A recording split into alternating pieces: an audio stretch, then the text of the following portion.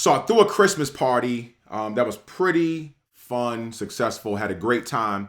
But I had a vendor at this party that I probably will never use again. He was great while the vendor was here, but leading up to it, there were just some very unprofessional things that were done that makes me not want to use him again.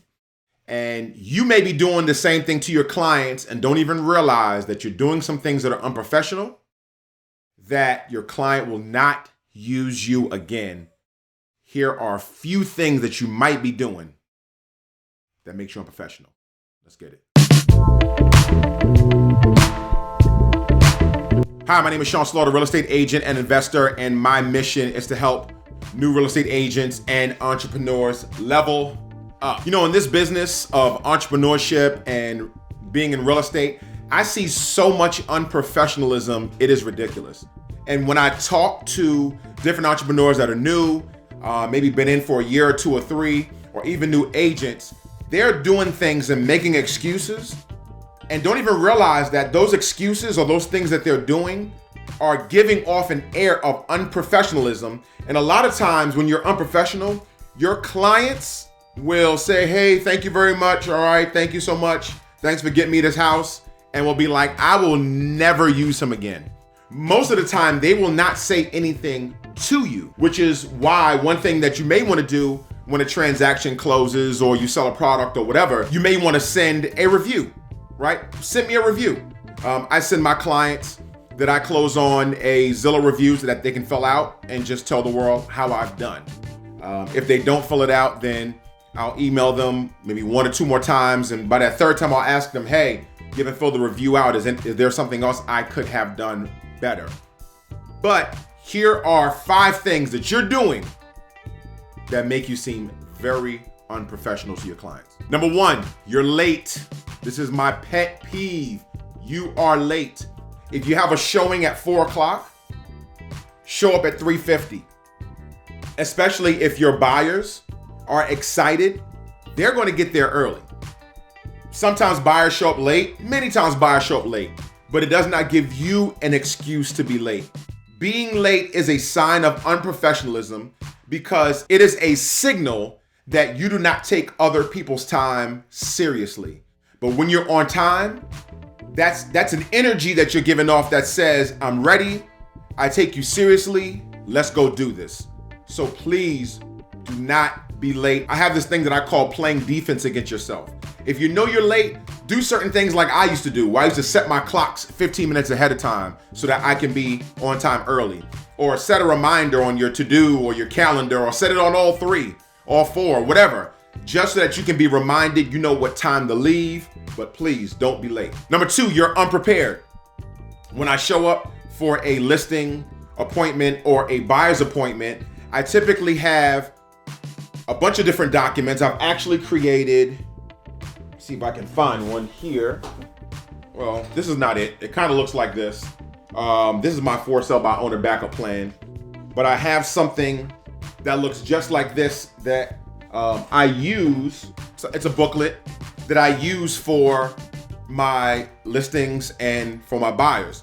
And it has my reviews in it. It has a little bit about me. It has some information that I give them for sellers and for buyers. And then typically I'll put in there either the listing agreement for my sellers or the purchase agreement for my buyers. I'll send them a step-by-step. This is the process of how it'll go for my listings, and the step-by-step process of this is how it'll go for my buyers. Kind of like a 6 steps, to closing type thing. I'm also prepared to answer any questions that I have. I remember I was doing an appointment and I had a lender with me, and my potential buyer asked the lender my potential client asked the lender a question where the lender was honest, and I appreciate the lender's honesty, but the lender said, well, I really don't know too much about that. And so after the whole meeting, I called my buyer and said, what you think? And the buyer said, well, I don't know if I want to go with that person because I want somebody who is knowledgeable. And that leads right into my number 3. You lack knowledge. Now, when you first start in business, as an entrepreneur, as a real estate agent, there are many things that you're not going to know. The one thing that you don't want to say is, I don't know. Here's a great way for you to get information, because I had a mentor in the beginning. And so when I was doing my first couple of transactions, there were several things I did not know. Now, I made sure that I was prepared, made sure I was on time. I made sure I had as much knowledge as I could have. And still, even as I've been doing this for a couple of years, there's still some things I don't know. But here is how I answer that question. Client, hey Sean, do you know about the so forth? That's a great question. Let me look into that and I'll get back to you. Sounds way better than I don't know. And then go look into it and be fast about it. Don't take another day or 2 or 3. You told them that you're going to look into it. You're going to do a little research and you'll get back to them to answer that question. Do exactly that. Number 4, you communicate at inappropriate times. So this vendor, number 1, was late to my event. Was somewhat prepared.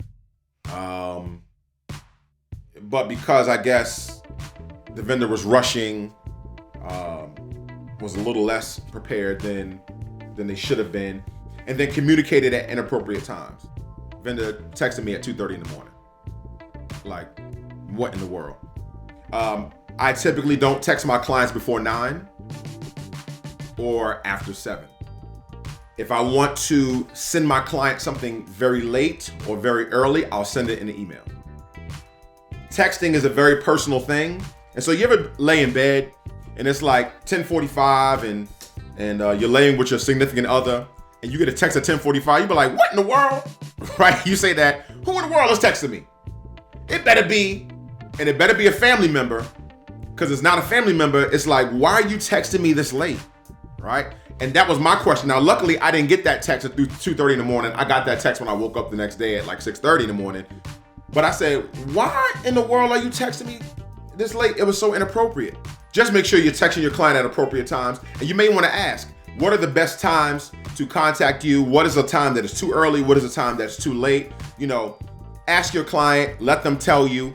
And then even if they say, hey, text me anytime, you want to text your client at an appropriate time. And you want to set your own hours that you're going to text, right? You want to be flexible, but make sure you're setting your own hours so that you're not being texted and called all times of the night. Last but not least, you communicate in inappropriate ways.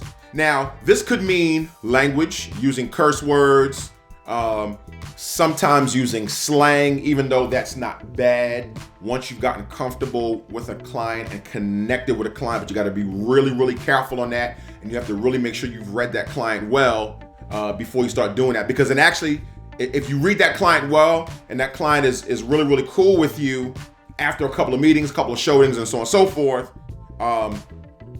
you may be able to use a little slang and it may build a stronger connection, but could also backfire. So typically I try not to use it unless I'm really comfortable with the client, they're really comfortable with me. And then even then, I'm always coming back to professionalism. I'm always using professional talk, which just basically means I'm not using slang. I'm being myself, but I'm being professional. One other way, and this is a major way you can communicate in an inappropriate way: phone calls and texts.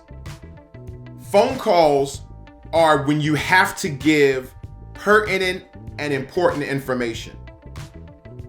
Texts are when you are following up, or you want that information, after you've verbalized that information, you follow up with a text just so that you have a track record of it.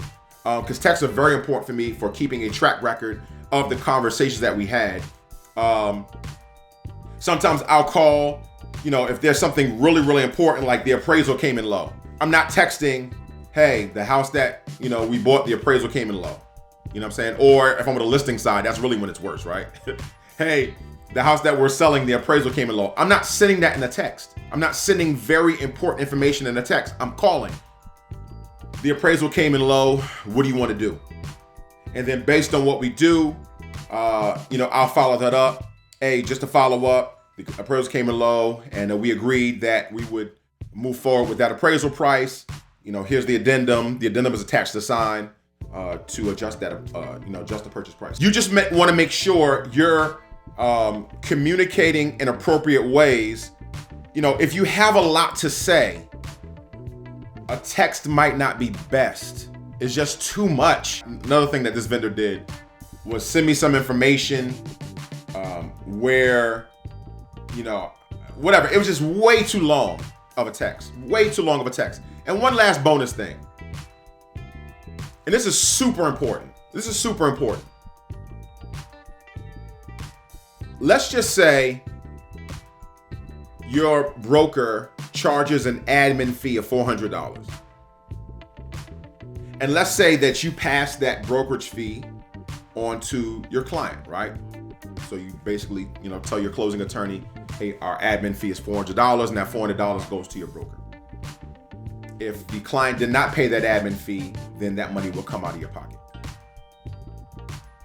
Let's say in the middle of a transaction, your broker changes the admin fee to $500, but you already had the agreement signed, the brokerage agreement signed, you're already in the middle of the transaction. Don't go back to your client and ask them for another $100. Eat the $100. That is so unprofessional, and it makes you look thirsty. Okay? It makes you look thirsty. That's what this client did. To me, they had a certain deposit, and we put a deposit down. And then, like a few weeks before, they changed their deposit. They changed the deposit guidelines and wanted 50% instead of 25%. And basically asked me for more money. And they did offer a discount, but it seemed thirsty. It just seemed real thirsty to me. A better way to have done it, if I was this vendor, is I would have sent an email, not a dumb long, Shakespearean text.